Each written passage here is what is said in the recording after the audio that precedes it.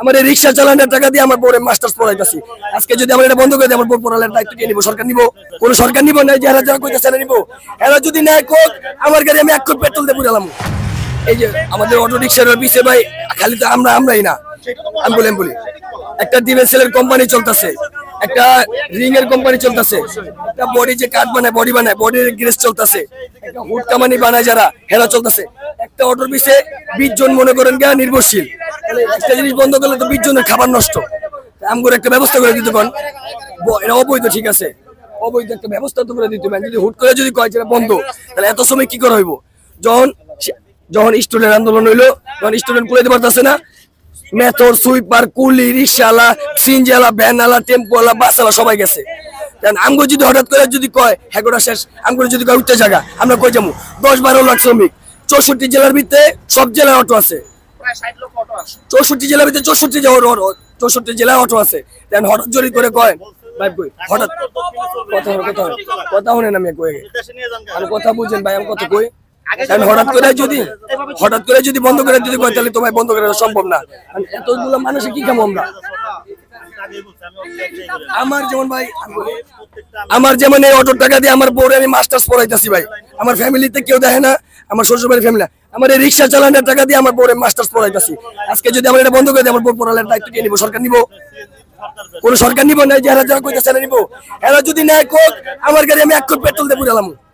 এরা যদি আমার বউর পড়াশোনার দায়িত্ব নেয়, আমার গাড়ি আমি 1 কোটি পেট্রোল দিয়ে পুরে ফেলাম ভাই। আমার গাড়ি সুদ করে আমি এই গাড়ি বানাইছি। আমার বউ নারায়ণগঞ্জ তুলনার আমার স্টুডেন্ট। যদি কেউ কয় যে আমার বউর পড়াশোনার দায়িত্ব নিব, আমার গাড়ি আমি যাত্রাবাড়ি চৌরাস্তার মোড়ে নিয়ে আমি পেট্রোল দিয়ে চালাই দিব। হঠাৎ করে কইবেন বন্ধ করে দিয়েছি, বন্ধ করে হয়ে গেল। এই গরিব মানুষটি কি করুন ভাই? আমরা কারোর কাছে যাইতে পারি না, কারোর কাছে বলতে পারি না। আমরা সবাই বিদ্যুৎ বিল দেই।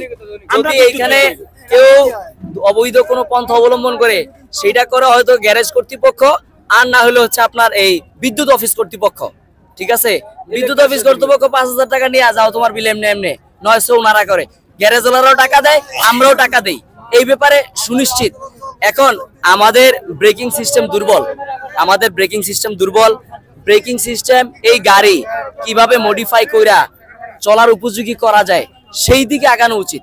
15 লক্ষ মানুষের কর্মসংস্থান এই সেক্টরের সাথে এভারেজে 2 থেকে 3 কোটি মানুষ যারা উৎপাদন করতেছে, একটা পণ্য দেশে উৎপাদন হইতেছে, এই দেশে এই জিনিসটা উৎপাদন হইতেছে, এই দেশে এটার সব কাজ অ্যাসেম্বলিং চলতেছে, এটার সাথে এভারেজে 2 থেকে 3 কোটি মানুষ জড়িত।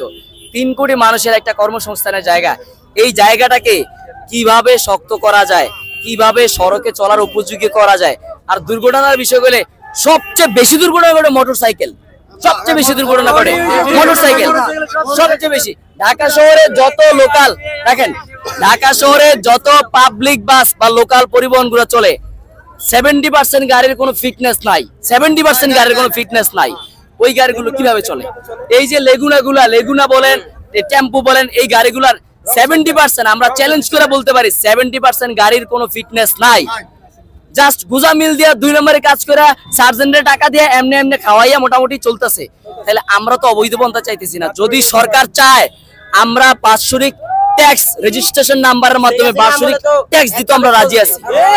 বাৎসরিক ট্যাক্স দিতে আমরা সরকারি রেজিস্ট্রেশনের মাধ্যমে কোনো কার্ড, কোনো 2 নম্বরে কোনো চাঁদা এইসব না, সরকারি ট্যাক্স রেজিস্ট্রেশনের মাধ্যমে রেজিস্ট্রেশনের কার্ড দিবে আমাদেরকে, আমরা রেজিস্ট্রেশন বাৎসরিক রিনিউ করব, সরকারকে ট্যাক্স দিব